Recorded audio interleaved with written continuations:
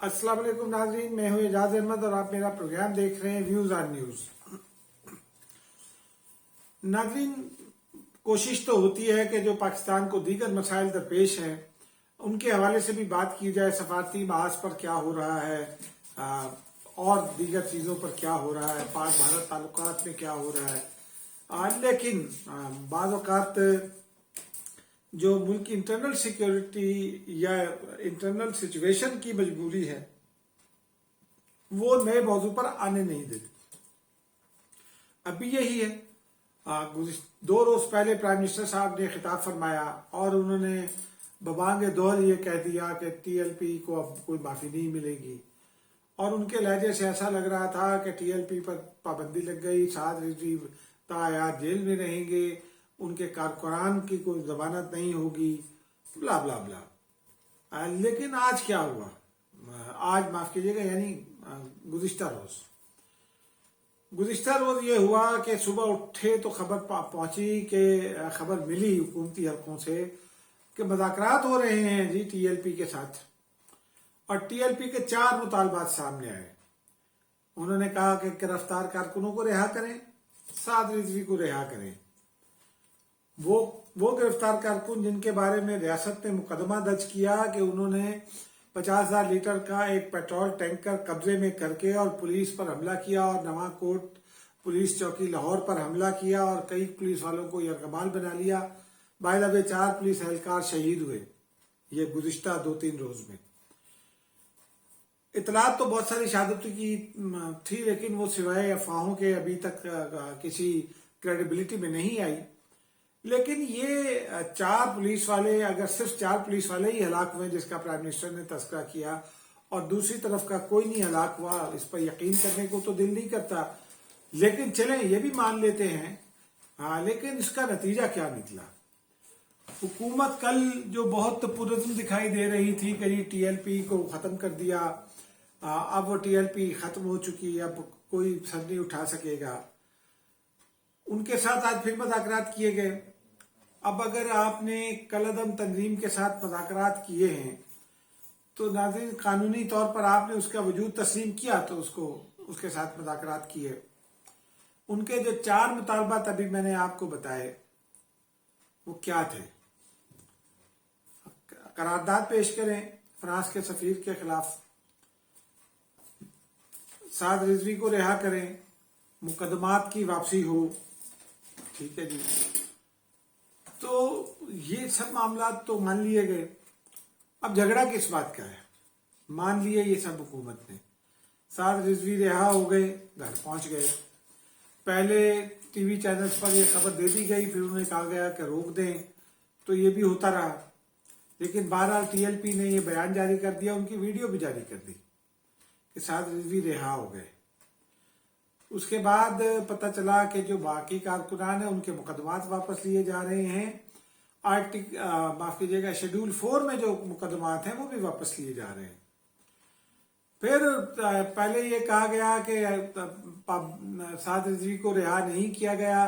फिर शेख रशीद साहब ने हुकूमती पार्लिमानी पार्टी के इजलास में बताया कि उन्हें 16 एमपीओ के तहत रिहा कर दिया गया है। तो यानी गुमराह करने की कोशिश होती रही। और फिर कौमी असम्बली का इजलास आज ही बुलाकर फ्रांसीसी सफीर के खिलाफ करारदाद भी पेश कर दी गई। वो करारदाद पेश की गई जिसके नताइज से प्राइम मिनिस्टर ने सिर्फ 2 दिन पहले आगाह किया था। तो इसका मतलब ये है कि इंटरनल सिक्योरिटी के मामलात में शेख रशीद साहब से पूछा जाए कि वज़ीर आज़म की पॉलिसी को डिविएट क्यों किया जाता है। वो मुल्क के वज़ीर आज़म वो हैं, वो जो कहते हैं उस पर आप पिछले 3 साल में देख लें, कभी अमल नहीं हुआ। बैरूनी दुनिया में हम क्या मैसेज दे रहे हैं? बैरूनी दुनिया को तो हम यही बता रहे हैं कि हमारे प्राइम मिनिस्टर साहब बिल्कुल फारिग आदमी हैं और हम वजारत दाखिला तक उनके अहकामात नहीं मानते। फिर बहरहाल ये हो गया, तो अब हुकूमत की जानिब से ये कहा जा रहा है कि तहरीक लब्बैक पर पाबंदी बरकरार रहेगी। आपने साद रिजवी को रिहा कर दिया, मुकदमात को वापस लेकर ये तस्लीम कर लिया कि मुकदमात गलत बनाए गए थे। आपने टीएलपी के कहने पर करारदाद पेश कर दी। تو آپ کس حیثیت سے، کس منہ سے یہ کہہ سکتے ہیں اور کیسے آئینی اور قانونی طور پر اس پابندی کو برقرار رکھ سکتے ہیں جو تحریک طالبان پر آپ نے لگائی، انسداد دہشت گردی ایکٹ کے تحت لگائی، لیکن وہ جو اسی ایکٹ کے تحت جو مقدمات درج ہوئے تھے شیڈول 4 میں، وہ بھی آپ نے واپس لے لیے۔ قتل کا مقدمہ آپ واپس نہیں لے سکتے، اس لیے وہ واپس نہیں لیا گیا۔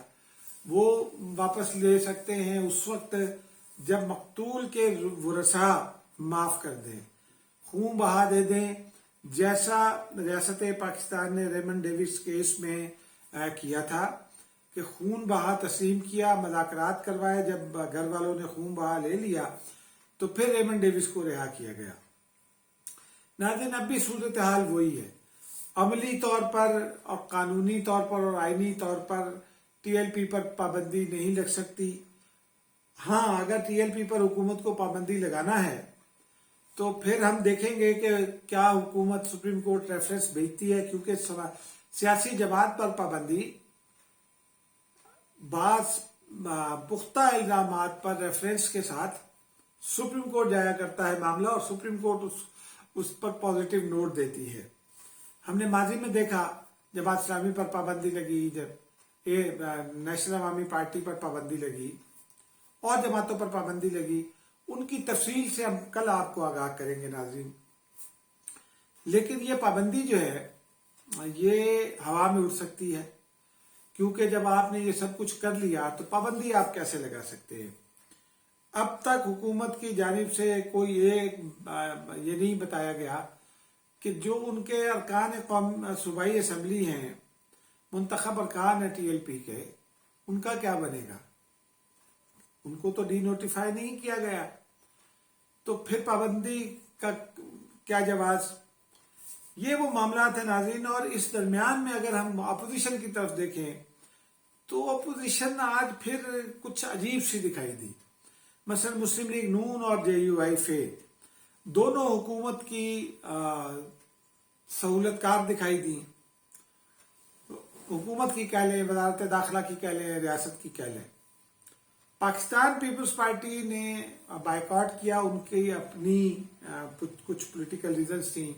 پہلے تو ان کی طرف سے خبر آئی کہ بائیکاٹ ہے، پھر ان دوستوں نے یہ ریکویسٹ کی کہ اسے عدم شرکت لکھا جائے، تو کچھ لوگوں نے اس کو عدم شرکت لکھا، کچھ لوگوں نے بائیکاٹ لکھا۔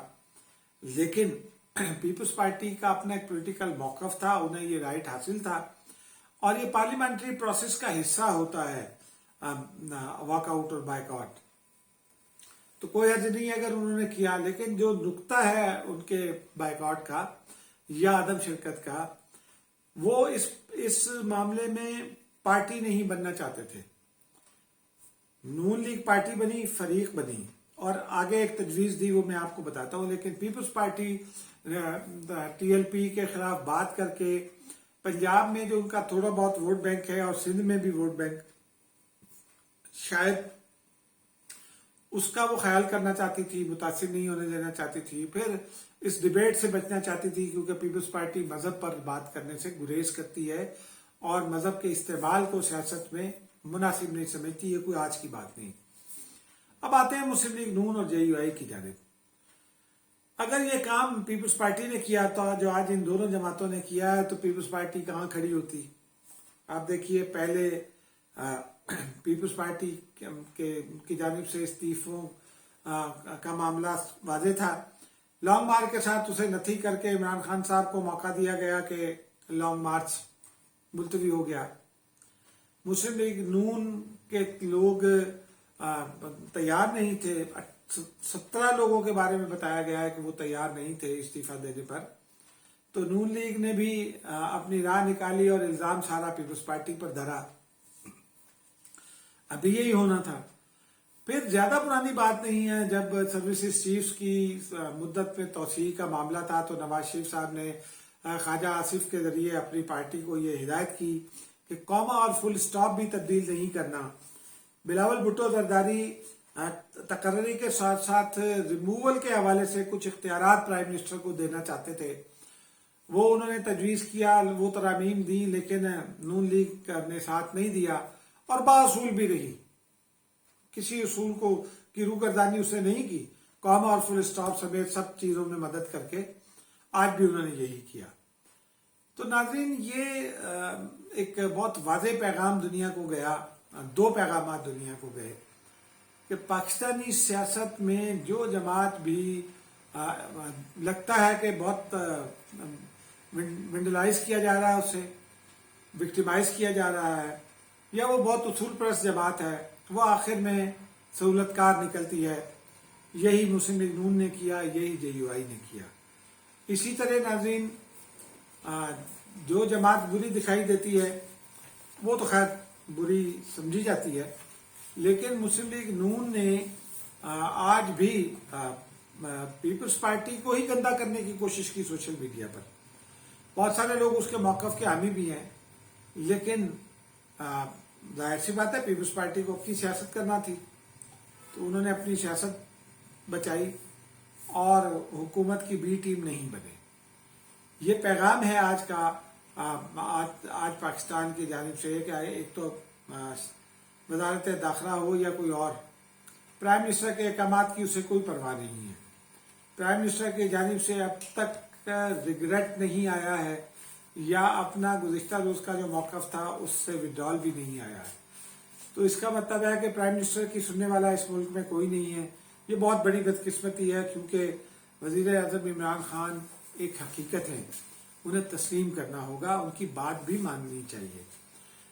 ناظرین، اور کوئی اس طرح کی بات رہی نہیں سوائے اس کے کہ سعد رضوی رہا ہو گئے، حکومت تردید کرتی رہی اور پھر کہتی ہے کہ TLP پر پابندی رہے گی، کارکنان کے مقدمات خارج ہو گئے، کہتے ہیں کہ جی وہ جو شیڈول 2 کے تحت مقدمات ہیں وہ جاری رہیں گے۔ بھائی وہ تو آپ ختم نہیں کر سکتے، وہ قتل کا مقدمہ ہے، وہ صرف جس طرح ریمنڈ ڈیوس کے خلاف دیت کا معاملے میں اہل خانہ نے معافی دی تھی اسے، اسی طرح کی کوئی معافی ہو سکتی ہے تو وہ مقدمات واپس ہوں گے، ورنہ نہیں ہو سکتے۔ ناظرین، اب تک کے لیے اتنا ہی، ملتے ہیں ایک اور ویڈیو میں۔ خدا حافظ۔